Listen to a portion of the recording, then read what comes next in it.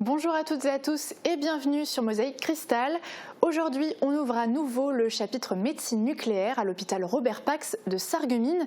Et cette fois-ci, on parle de l'organisation du personnel. Dans cette émission également, la cavalcade des enfants à Sarralbe qui s'est déroulée hier, mais aussi un long format pour revivre l'ambiance de la cavalcade de Sarreguemines du week-end dernier. Et un peu de musique aussi avec la découverte du chanteur Hamid dans quelques instants. Découverte toujours avec Marie-Morgane. Salut. Salut. Alors, chaque vendredi, tu nous parles d'un créateur ou d'une créatrice de contenu sur les réseaux sociaux, YouTube, Instagram, tout ça. Et apparemment, cette fois-ci, on va se régaler. Ah oui, avec les cookines. Eh bien, on a hâte de voir ça, ou plutôt de déguster. En début de semaine, on vous parlait d'un élevage de chiens illégal que beaucoup d'acheteurs avaient dénoncé au vu des commentaires sous notre publication Facebook. Alors, Morane en a profité ce matin pour poser quelques questions à une éducatrice et éleveuse de chiens. Elle nous donnera de précieux conseils. Allez, on démarre ce journal avec les infos du jour.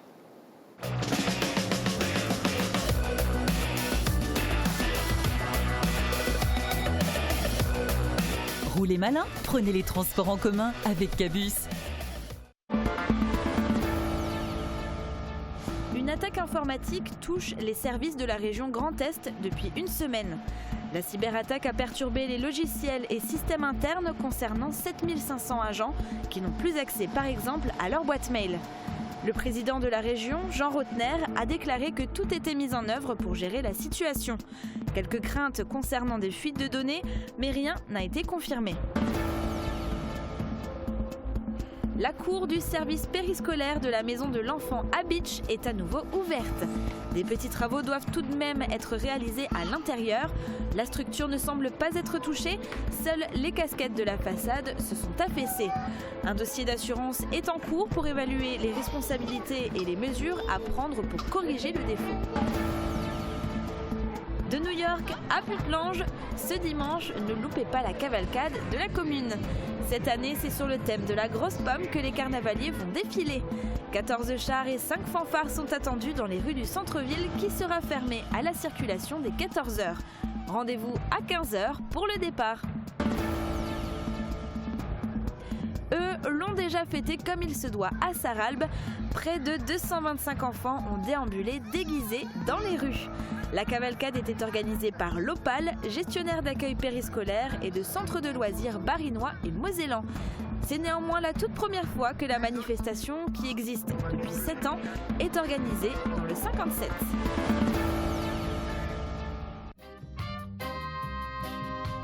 Niché dans un écrin de verdure au bord de l'autoroute à Ambar, l'hôtel Sweet & Smart soutient à fond le sport local.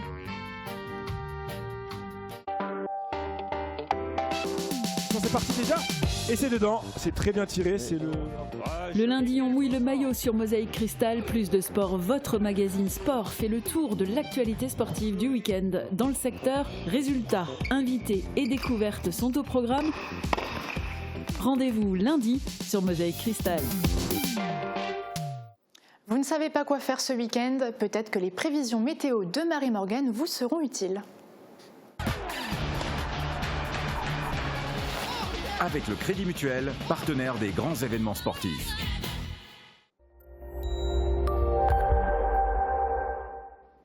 Un week-end en demi-teinte est à venir. Demain, on aura le droit à un beau temps peu nuageux et avec de belles éclaircies toute la journée. En ce qui concerne les températures, elles seront comprises entre moins 1 et 2 degrés le matin et entre 7 et 10 degrés l'après-midi. Dimanche, en revanche, le temps sera gris. Le matin, le ciel sera très nuageux et accompagné d'une pluie faible. L'après-midi, le ciel va se couvrir de plus en plus et laissera échapper quelques averses. Des rafales de vent pouvant atteindre les 80 km/h seront également de la partie. Les températures seront quant à elles comprises entre 7 et 11 degrés. Demain, nous serons le samedi 22 février. Nous aurons une pensée pour les Isabelle. Le soleil se lèvera à 7h27 pour se coucher à 18h02. Et on va prendre un bain de soleil avec Dominique Ney, originaire de Sarreguemines. Elle habite désormais dans les Pyrénées-Orientales, mais continue de nous suivre régulièrement. Elle nous a envoyé une belle photo prise lors d'une promenade à Collioure. Un grand merci à vous et n'hésitez pas vous aussi à nous envoyer vos photos par mail ou sur notre page Facebook.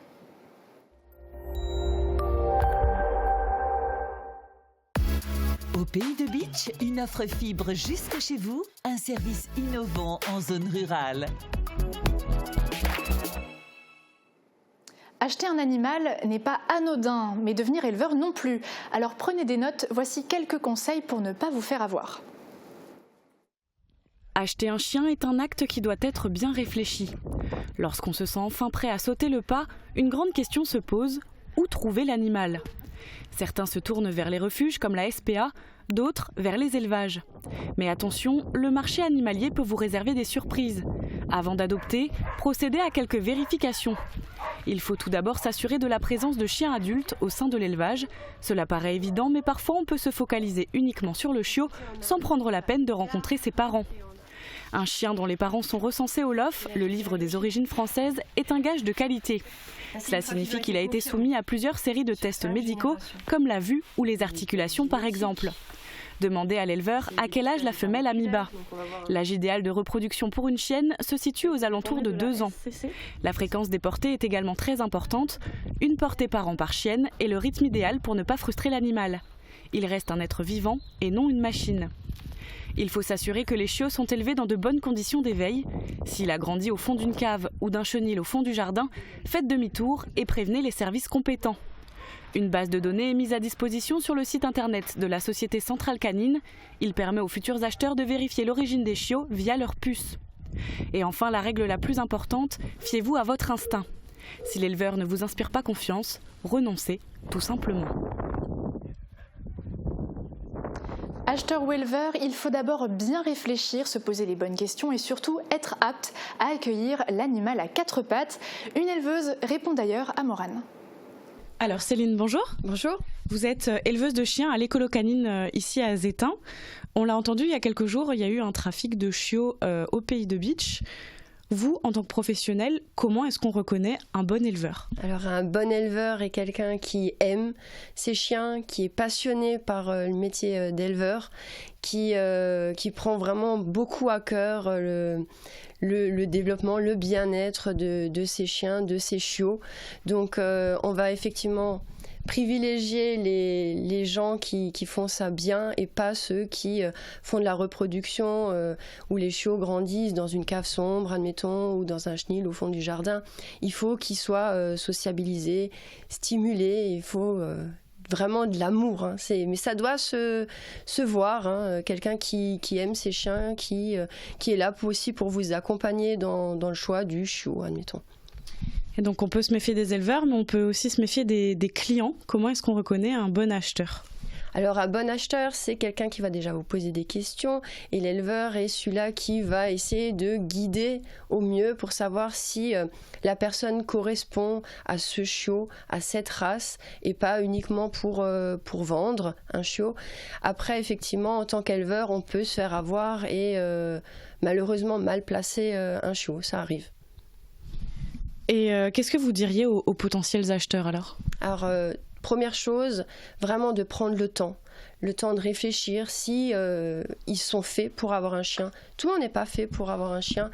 On ne se lève pas un matin en disant voilà, aujourd'hui je vais acheter un chien, je allume mon ordinateur, je vais regarder sur le bon coin. Un bon éleveur ne vendra pas ses chiots sur le bon coin, c'est vraiment très très rare. Il ne vendra pas non plus ni en animalerie ni dans un salon du chiot où là vous pouvez être sûr que les chiots viennent de vraies usines à chiots où il n'y a pas vraiment de bien-être des mamans, au contraire. C'est vraiment pas l'endroit, on va dire, on va recommander. Merci beaucoup. La médecine nucléaire s'installe à Sarreguemines pour l'été 2020. 1200 mètres carrés de superficie pour accueillir les patients qui doivent passer des examens au rayon gamma ou au PET scan. Les travaux ont bien avancé, mais une fois achevés, comment va s'organiser l'activité et le personnel ? Eh bien, on fait le point dans ce reportage. Dans cette nouvelle unité, 2 scintigraphies et 2 millions d'euros investis pour un nouveau PET scan. Les premières machines serviront pour des examens autour du muscle cardiaque, de la thyroïde, de l'os ou encore du poumon pour la recherche d'une embolie par exemple. Le PET scan permettra la recherche de cancer et un suivi pour les patients traités. Des prestations qui étaient en partie proposées à Frémin-Merlebach. On avait un service de médecine nucléaire en place qui était déjà un peu exigu, hein, il était petit par rapport à l'activité, donc il était nécessaire de toute façon d'essayer de l'agrandir. L'autorisation du PET scan nous a forcément ramené vers une nécessité de refaire complètement un service. Donc là, le rapprocher de l'hôpital s'est montré une priorité parce que ça permet aussi réduire les flux d'organisation entre la pharmacie, le magasin, le personnel. La médecine nucléaire oblige le respect de nombreuses normes pendant la construction. Murs en béton jusqu'à 30 cm d'épaisseur par endroit, gestion de la radiation des eaux en souterrain, mais aussi auprès du personnel. Et ceux qui sont le plus en contact des patients exposés sont donc les manips radio. C'est des personnels, des professionnels qui sont habitués à travailler dans les rayonnements ionisants. Ils travaillent en radio, en scanner, ils ont l'habitude de les maîtriser.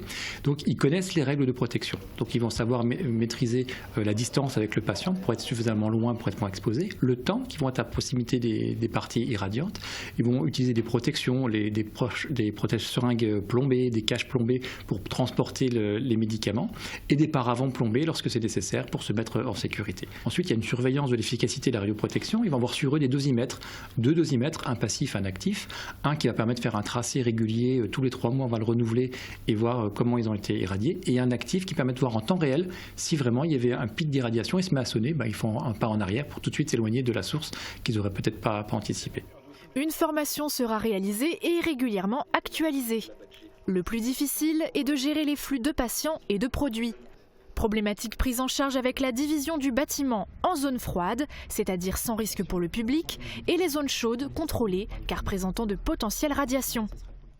Une sortie spécifique après examen a même été mise en place.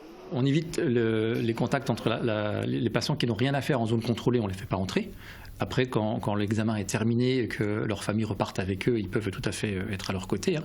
Mais il n'y a pas de zone où il y a des risques. L'accès à la radiopharmacie est très sécurisé. On ne peut pas y entrer en tenue standard. Un sas permet de se changer à l'entrée et à la sortie. L'organisation passe aussi par une équipe médicale complète. Pour le moment, elle compte 7 manipulateurs radio. Il y a une partie de l'équipe qui est prévue d'être mutualisée avec l'imagerie, de façon à avoir des personnels qui travaillent tantôt en imagerie, tantôt en médecine nucléaire. Donc à terme, on va arriver quand même à la dizaine de manipulateurs qui vont tourner. Et il y aura 4 préparateurs en pharmacie qui vont tourner sur la radiopharmacie avec la pharmacie actuelle. Il y aura les mêmes secrétaires qu'aujourd'hui, les 3, et on a donc notre médecin nucléaire qui vient avec. Et puis il y a un deuxième poste, on en cherche un second. Pour la scintigraphie, le rythme des examens est maintenu, 25 à 30 patients par jour. Pour le PET scan, l'augmentation sera graduelle, de 5 à 20 patients. D'ailleurs, le métier de manipulateur en électroradiologie médicale est assez méconnu et peine parfois à recruter. Alors pour mieux comprendre ce métier et peut-être éveiller des vocations, voici quelques-unes de ses missions. Donc c'est un métier médico-technique qui est assez méconnu à l'hôpital, mais lorsque vous venez à l'hôpital, vous passez aux urgences ou vous passez une radio ou un scanner, la personne qui vous prend en charge pour faire l'examen, c'est un manip radio. Donc il a à la fois un rôle soignant, il va vous rassurer pour l'examen, vous préparer, parfois poser une voie veineuse, parfois vous mettre en condition psychologique pour faire un examen qui peut être angoissant comme une IRM. Ces manip radio, donc c'est ceux qui interviennent soit en imagerie, soit en médecine nucléaire ou dans d'autres établissements en radiothérapie ou au bloc opératoire. Alors le métier a du mal à trouver des manips formés, c'est vraiment un métier qui est recherché. Donc c'est une formation, on s'inscrit donc sur Parcoursup pour faire une école, et c'est une formation en 3 ans, moitié sur le terrain, moitié à l'école. Donc c'est une formation où lorsqu'on obtient son diplôme d'état de manipulateur ou son DTS, on est déjà opérationnel, on sait travailler, on sait prendre en charge les patients, et on n'a plus qu'à être perfectionné sur les machines ou les protocoles du service dans lequel on travaille. Mais c'est vraiment un métier qui est recherché et qui n'est pas assez connu. Depuis une vingtaine d'années, le Crédit Mutuel participe à l'opération Lorraine As-tu du cœur. Au mois de décembre, le nombre de retraits au guichet est comptabilisé et pour chaque retrait, le Crédit Mutuel reverse 5 centimes. Le district de Sarreguemines avait réussi à réunir 6 500 € destinés à des œuvres caritatives. 3 associations ont été sélectionnées. Regardez. Le choix est toujours difficile, voire délicat, car elles sont toutes méritantes lorsqu'elles œuvrent pour combattre la maladie et la douleur, physique ou morale. La première association s'intitule « Les motards, ma famille de cœur ». Le président en est M. Michel Régis. C'est une association qui s'est donné l'objectif de venir en aide sans intermédiaire aux jeunes enfants malades. Leur fierté, c'est d'arriver à travers leur action de mettre des étoiles dans les yeux de ces enfants. La deuxième association s'intitule Mathieu Batois, représenté ici par Madame Mullard Valérie. Ce logo, il représente un chevalier qui combat la maladie avec sa lance et le bouclier. Cette association a pour but d'aider les enfants de tout âge, affectés par des pathologies rares, qui sont soignés loin de chez eux, qui prennent des médicaments non autorisés en France et donc non remboursés par la Sécu. Les parents restent donc seuls pour affronter toutes les difficultés, principalement financières. La troisième a pour nom REHAB.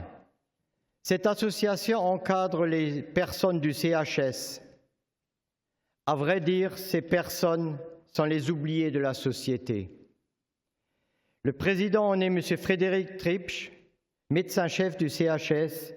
On a parlé ce soir énormément d'humain, de la relation. On a aussi parlé de la reconnaissance. Alors c'est vrai que ce chèque, c'est quelque chose d'important. C'est sûr, l'argent, ça aide. Mais ce qui est encore de plus important, c'est cette reconnaissance et de pouvoir parler de ces personnes ce soir.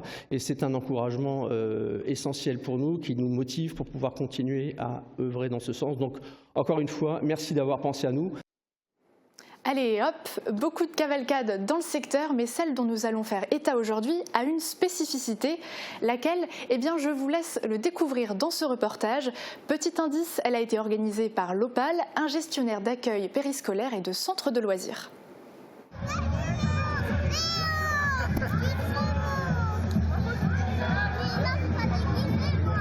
Cette petite fille ne comprend pas pourquoi son copain n'est pas déguisé. Du haut de son char, elle a une vue imprenable sur ce qui se passe cet après-midi à Sarralbe. 225 enfants qui s'approprient les rues du centre-ville. La cavalcade est organisée par l'Opal, une association qui gère 34 structures de loisirs dans le Bas-Rhin et en Moselle. Aujourd'hui, 14 d'entre elles participent. L'événement en est à sa 7e édition, mais c'est la première fois qu'il se déroule dans le 57. C'est déjà du fun, très clairement, et après, pédagogiquement, c'est des rencontres, c'est d'aller rencontrer le camarade du centre d'à côté, du département d'à côté, et puis c'est casser un peu ce clivage Alsace-Moselle qui a l'air d'être toujours très présent. Voilà. Les accueils de loisirs de Rémerin-les-Putlanges, Ambar et Sarralbe ont travaillé ensemble pour assurer cet intermède musical. Les enfants n'étudient pas les percussions, mais ils ont travaillé d'arrache-pied pendant 3 jours pour arriver à ce résultat. Les 55 animateurs présents ont surtout encadré les jeunes pour la confection des costumes, car la cavalcade a un thème. Ils sont déguisés en aviateurs, donc c'est le narrateur dans Le Petit Prince. Moi, je suis le serpent. Le Petit Prince est le fil conducteur et la tête dans les nuages, le thème général. Les enfants ont effectivement des étoiles dans les yeux. Parce que c'est le seul moment de l'année où on peut se déguiser et s'amuser. Et c'est aussi le sentiment qu'ont eu les participants de la cavalcade de Sarreguemines. Ne loupez pas en fin d'émission notre long format pour revivre les meilleurs moments. Et on se retrouve juste après la pub pour parler vie privée et numérique avec les passants, pour voyager avec Marie-Morgane et pour le récap de l'actu de la semaine. À tout de suite.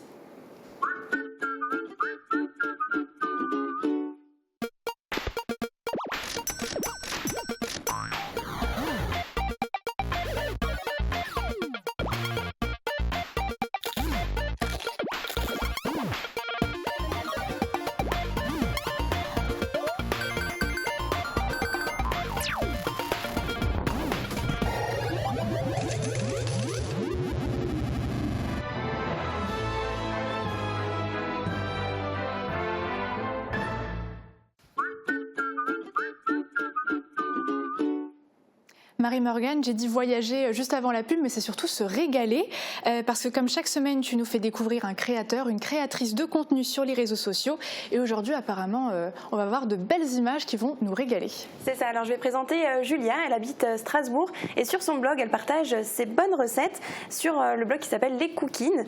Ce sont des recettes très simples avec de bons produits. Alors voici quelques plats qui vont sûrement te donner l'eau à la bouche. Un velouté d'endive au vin blanc, des petits choux farcis végétariens, des crêpes à la farine de châtaigne ou encore des tagliatelles aux palourdes et girolles. Alors elle partage aussi de belles photos de ses plats sur un compte Instagram qui s'appelle également Les Cookines. En parcourant son blog, on peut aussi voyager. Elle nous raconte ses voyages au Vietnam, en Pologne, à Saint-Malo ou encore en Angleterre. Et là aussi, Julia nous partage ses bonnes adresses pour se régaler en vacances. Et sur son blog, il y a aussi toute une partie consacrée au zéro déchet, comment créer sa lessive ou son liquide vaisselle maison. Elle partage ses petits conseils et moi mon conseil c'est d'aller vous perdre sur ce blog qui donne envie de se mettre derrière les fourneaux pour concocter de bons petits plats. Et oui, et nous on va s'y mettre aussi juste après la fin de cette émission. Merci beaucoup Marie-Morgane pour ta chronique. Et on reste sur la toile pour parler vie privée. Faites-vous attention à ce que vous publiez sur les réseaux sociaux. Avez-vous déjà regretté d'avoir envoyé un message? Ce sont deux questions que nous avons posées aux Sarregueminois. Écoutez. La question, qu'est-ce que vous faites pour protéger votre vie privée sur les réseaux sociaux? Je ne divulgue pas tout. Je fais attention à ce que je montre. Pour ma part, je ne mets pas mon vrai nom et mon vrai prénom sur les réseaux sociaux. Donc déjà, quelqu'un qui me cherche avec mon nom et mon prénom ne me trouve pas normalement. J'essaie au mieux possible de ne pas trop publier par rapport à ma vie professionnelle, ma vie privée, tout ça, effectivement. Ouais. J'essaie au maximum de la protéger, surtout qu'on est une génération, je pense, plus visée que les autres par rapport à Internet. Je fais attention à ce que j'envoie et à qui je l'envoie. Je fais attention à ne pas mettre n'importe quoi et de toute façon, c'est que des messages dans un cadre privé. Et quand il s'agit de posts publics ? Là, je fais plus attention parce que n'importe qui peut tomber dessus, que ce soit au niveau professionnel ou voilà quoi. Donc non, là, j'essaie de faire quand même attention à ce que je publie dans des groupes ou même sur mon mur, je ne mets pas tout et n'importe quoi. Oui, très régulièrement. Je fais attention à ce que je dis. Est-ce que vous avez déjà réfléchi à plusieurs reprises avant d'envoyer un message privé à quelqu'un ? Ça, en général, non. Quand j'envoie un message privé, je dis ce que j'ai à dire dans ce message. J'y pense pas plus que ça, mais il faudrait peut-être des fois. Oui, bien sûr. Oui, surtout. J'essaie au mieux possible de réfléchir avant, parce que par rapport aux conséquences que ça pourrait avoir, par rapport à mon entourage, à la famille, tout ça, quoi, effectivement. Ouais. Oui, je fais attention à ce que je dis et de toute façon, je sais à qui je le dis et c'est des personnes de confiance que je connais. Vous avez déjà regretté d'avoir envoyé un message ? Oui, ça m'est déjà arrivé, effectivement. Ouais. Oui, ça peut arriver. Hein. Quand c'est parti, c'est parti. Non, pas dans mes souvenirs, non. Non, pas pour l'instant. Lors d'une dispute, ça peut venir comme ça et on regrette directement ce qu'on dit. Voilà. Actuellement, gérant de société, Hamid Benaoudia voue une véritable passion pour la chanson française. Proche de la retraite, le quinquagénaire a décidé d'enregistrer un CD en 14 titres, des reprises du chanteur Adamo. L'album Hamid, c'est ma vie est paru fin 2019 et pour le portrait de la semaine, nous l'avons rencontré au bar L'Artiste dans la commune de l'Hôpital.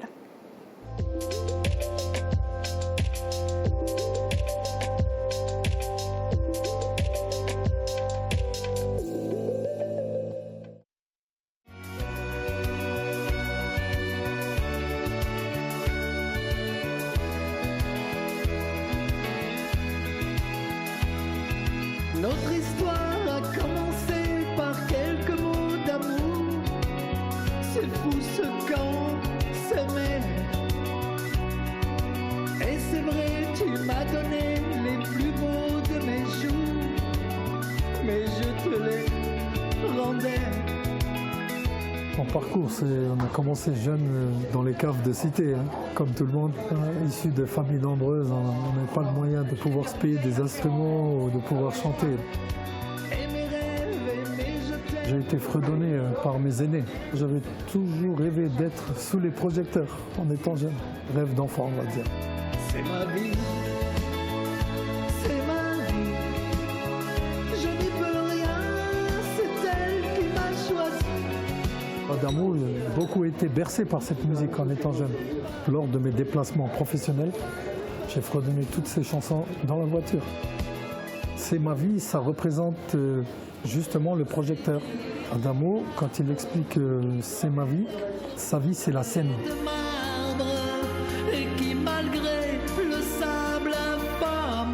C'est quand même un poète, hein. C'est quand même la vraie chanson française. C'était quelqu'un de très réservé hein, aussi. Hein. C'est quelqu'un qui est très respectueux, aimé du public. Le CD, on peut le trouver au Cora Forbach, Cora Sarreguemines et Cora Saint-Avold.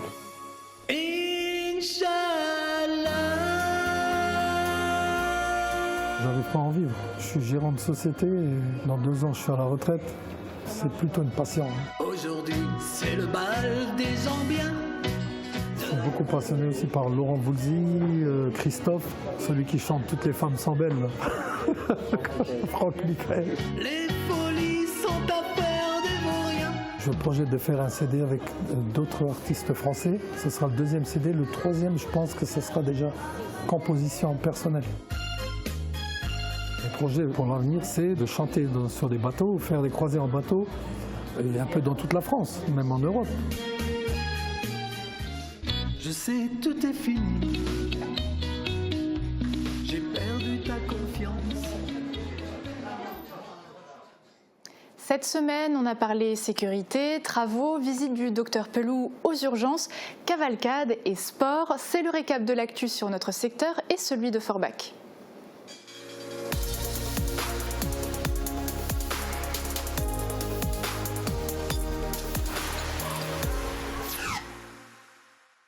« 400 000 € de biens saisis.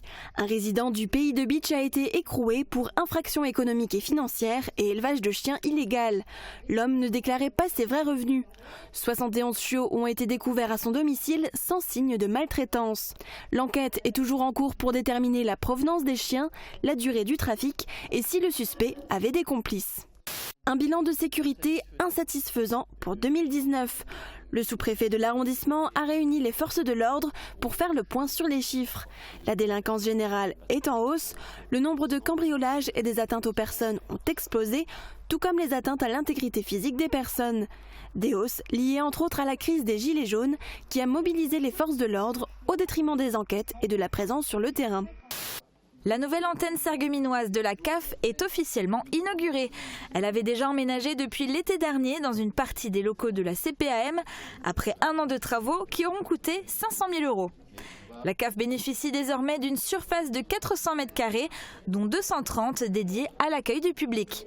Dans l'arrondissement, on comptait en 2018 un peu plus de 12 000 allocataires, dont les 1261 du Pays de Bitche qui ont accès à des permanences sur leur territoire. Foyer du mineur à Roulin, la fin d'une époque. Le bâtiment à l'abandon depuis une vingtaine d'années est en train d'être démoli. Environ 1 mois de chantier sera nécessaire pour enlever l'intégralité de la bâtisse. À la place, une résidence vert à le jour avec 17 logements, des garages et des locaux commerciaux. Invité régulier des plateaux télé et radio, le docteur Patrick Pelou était en déplacement hier dans l'arrondissement. Outre une séance de dédicace de son dernier livre, il a visité des services de soins à Bitche et à Sarreguemines, notamment les urgences de l'hôpital Robert Pax. L'occasion de se rendre compte de l'activité et des attentes des praticiens. C'était la dernière séance. Les élus de la Casque se sont réunis hier pour le dernier conseil communautaire de la mandature. Ils ont lancé les orientations pour 2020 en votant les budgets. 27,7 millions d'euros de travaux sont prévus sur le territoire. Ils seront exécutés par la prochaine assemblée communautaire issue des élections municipales. Le nouveau conseil sera installé le 16 avril, date de l'élection du président et des vice-présidents.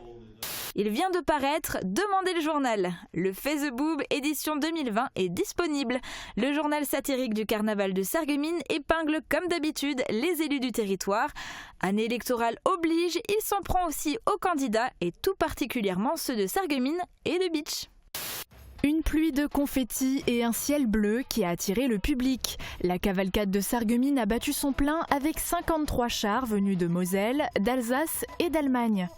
Le défilé a démarré place de la Gare, a continué son périple en zone piétonne pour revenir ensuite au point de départ. Sorcières et monstres ont joué des tours, enfants et parents ont tenté d'attraper le plus de bonbons possible, le tout au rythme des sonos, des fanfares et diverses chansons. Après les inondations, l'heure est au nettoyage des berges. Après la tempête et les fortes précipitations, des branches et des détritus ont pu par endroits former des bouchons le long des berges et aux abords des pontons. Pendant plusieurs jours, les services de la ville de Sarreguemines sont à pied d'œuvre pour enlever toute trace des intempéries le long de la Sarre. Des commandes qui pleuvent depuis le début de l'épidémie de coronavirus. L'entreprise produit par semaine environ 600 000 flacons de gel hydroalcoolique sous la marque Mercurochrome pour répondre à la demande mondiale. Depuis 2 semaines, les 84 employés en CDI et la trentaine d'intérimaires travaillent ensemble pour répondre à la demande. Une équipe engagée puisque les salariés ont accepté de travailler 24 heures sur 24, 6 jours sur 7. Renoncer au plaisir d'un bon film dernièrement sorti en salle obscure pour cause de malvoyance, c'est la triste réalité de bien trop de personnes chaque jour. Alors l'association Est-Mosellane des auxiliaires des aveugles s'est adressée au cinéma CGR qui depuis 2 ans est équipé du dispositif d'audiodescription dans sa plus grande salle noire. Ce week-end, plusieurs séances de découverte étaient proposées au public, aux capacités de chacun. Les usagers de la piscine ont pu essayer gratuitement l'un d'entre eux pendant 45 minutes. Parmi eux, des adeptes du Wattfit, de l'aquatraining et même des spécialistes du fitness comme Nadine qui testent cette activité innovante et unique dans la région. Patrick Pelou a poursuivi son voyage en Moselle-Est à la librairie Confluence de Sarreguemines. Il a dédicacé son dernier ouvrage Mieux vaut mourir debout que vivre à genoux, dans lequel il revient sur les derniers instants de 21 personnages célèbres. Et pour préparer cet ouvrage, un travail minutieux de recherche des archives et de documentation a été nécessaire. Les élèves de BTS SP3S, sanitaire et social du lycée Blaise Pascal ont décidé de s'investir en faveur de la lutte contre les violences faites aux femmes. Ils ont décidé de mener un projet sur le sujet tout au long de l'année, dans le cadre de leur formation. Mercredi 12 février, ils ont réuni les partenaires de ce projet pour les présenter aux élèves. Le foyer Espoir et le CIDFF de Forbach, ainsi que l'association La Parenthèse de Creutzwald, étaient présents pour répondre aux questions. Ils sont 71 de toute la région à participer au concours de dressage organisé par le centre équestre de Saint-Avold.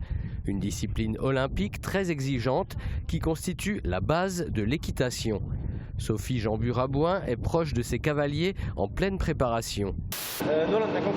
À Frémin-Merlebach, ils ont le choix le matin de 9h à 12h entre des activités sportives et manuelles. Et l'après-midi, ce sont les animations sportives et les sorties qui sont proposées. À la séance ou à la semaine, c'est l'occasion de s'initier ou de se perfectionner dans un sport ou une activité manuelle et pourquoi pas de s'inscrire dans un club si on est conquis. Plus besoin de prendre sa voiture ou faire des kilomètres jusqu'à la déchetterie la plus proche. C'est la déchetterie qui vient à vous. C'est la 3e opération déchetterie mobile organisée conjointement par la ville de Forbach et ses partenaires fidèles. Les bailleurs sociaux CDC Habitat, la régie de quartier et la communauté d'agglomération Forbach Porte de France.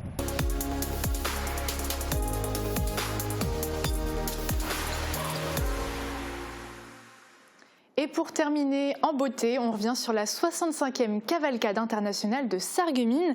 Marie-Morgane, tu étais partie à la rencontre des carnavaliers ce week-end-là. C'est ça, c'était vraiment une très belle édition avec beaucoup de monde, de belles troupes et toujours beaucoup de confettis. Mais ça, je crois que tu le sais très bien vu que tu m'as accompagnée. Tout à fait. Bon, moi, on me voit un peu moins sur les images. C'est plutôt toi qu'on va observer pour le coup, avec 53 chars et groupes qui se sont réunis pour ce moment festif. De quoi en prendre plein les yeux et les oreilles. Bon week-end à tous et à bientôt. Bonjour à tous et bienvenue à la cavalcade de Sarreguemines. On va vivre cet événement incroyable ensemble. Alors ça va démarrer dans quelques instants, mais vous pouvez déjà le voir derrière moi. Il y a toutes les troupes qui se préparent, qui sont déjà à fond dans l'ambiance. Allez, suivez-moi.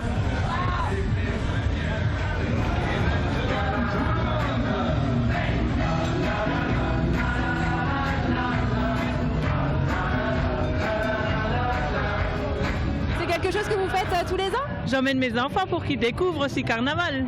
Qu'est-ce qui vous plaît dans ces moments-là?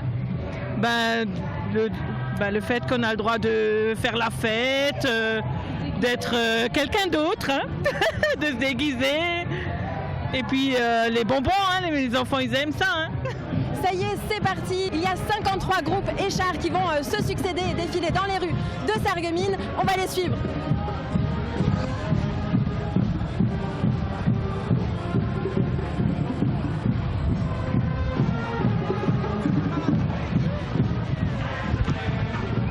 Moi aussi j'ai eu mon petit bonbon.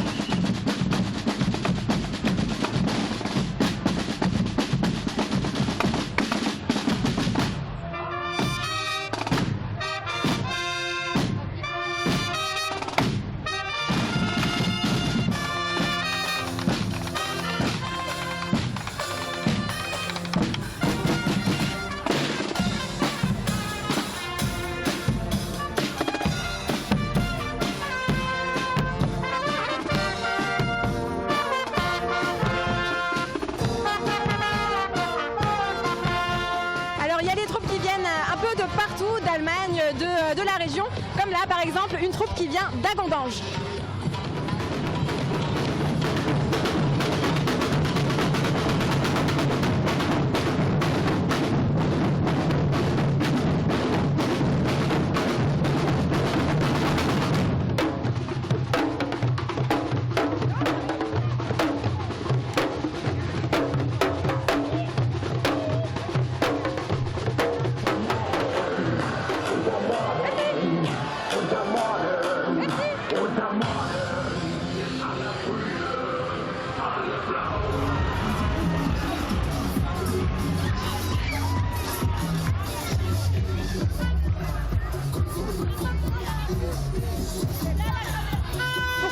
Aujourd'hui pour le premier cavalcade de notre enfant. C'est quelque chose que vous voulez lui inculquer un petit peu le carnaval Je pense que oui, parce qu'on l'a tous vécu pendant notre enfance et c'est important pour nous.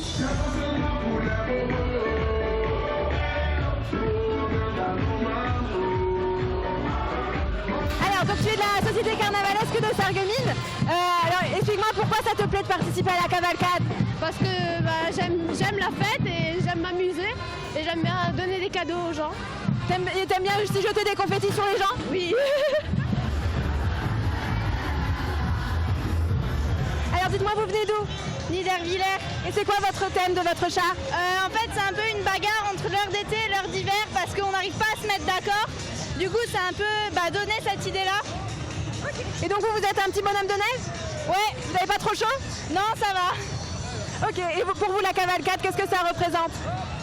Un peu une histoire de famille parce que nous on est dedans depuis tout petit et un peu aussi un rêve d'enfant pour nos parents et des choses comme ça.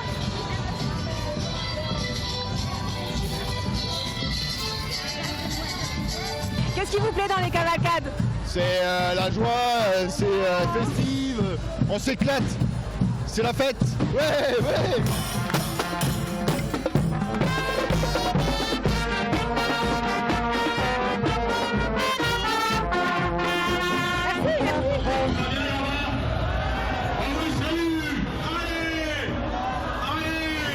te plaît dans l'ambiance de carnaval?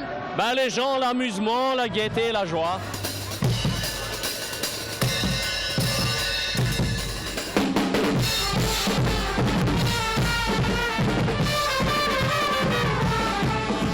Bonjour Monsieur le Président. Bonjour. Qu'est-ce que vous venez faire ici à Sarreguemines? On vient chaque année, depuis des années, faire la fête et participer à cette grande cavalcade si bien organisée.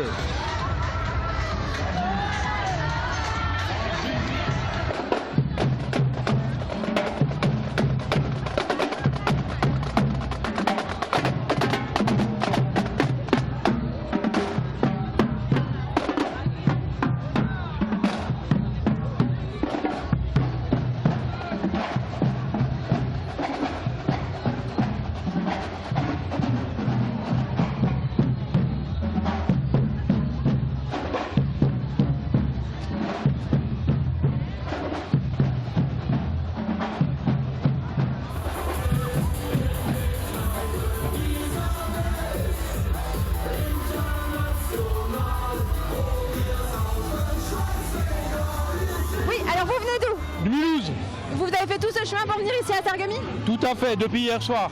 D'accord. Et c'est la première fois que vous venez? Non, nous on est déjà venus une autre fois, mais on est venu rendre service au comité d'organisation. Il leur manquait des groupes pour hier soir, donc on est venu. D'accord. Et vous faites d'autres cavalcades dans l'année? Ah ouais, mais en Alsace et puis en Belgique. Alors vous venez d'où? De Metz. Vous avez parcouru tout ce chemin avec votre âne? Oui, à pied, hein, vous voyez, à dos d'âne, ça va bien. Hein. Pourquoi vous venez participer à la cavalcade de Sarreguemines? C'est un plaisir, hein, tous les ans. Et qu'est-ce qui vous plaît? L'ambiance, le carnaval, les gens sympathiques, tout. Magnifique, belle ambiance.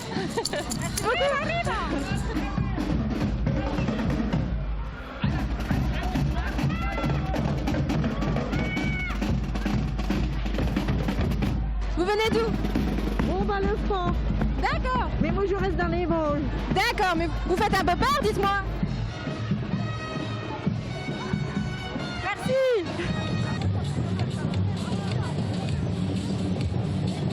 Alors dites-moi, vous venez d'où? On vient de Frémin-Merlebac.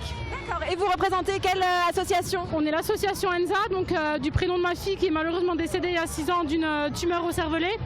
Et du coup, on a monté l'association donc pour tous les enfants qui sont atteints de cancer et pour financer en partie la recherche sur le cancer pédiatrique. Et vous lui rendez hommage en défilant en tant qu'ange, c'est ça? En tant qu'ange, oui. Et en même temps, on rend hommage en défilant pour tous les enfants qui sont hospitalisés, qui n'ont pas la chance d'être ici. Et on leur souhaite que du bon. Hier, c'est la journée internationale sur le cancer de l'enfant. Et du coup, on a besoin de dons pour la recherche, en fait, pour la faire avancer.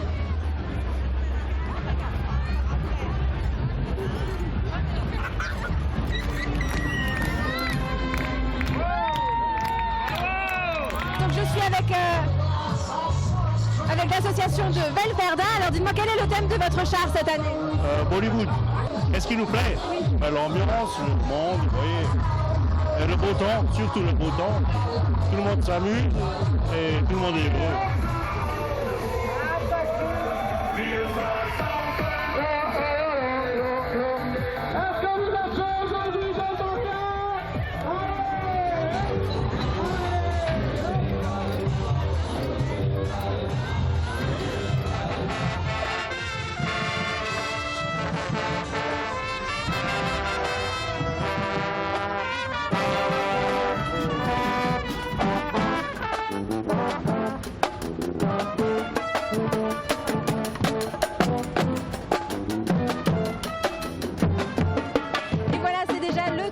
char qui passe, la cavalcade de Sarreguemines, c'est déjà fini.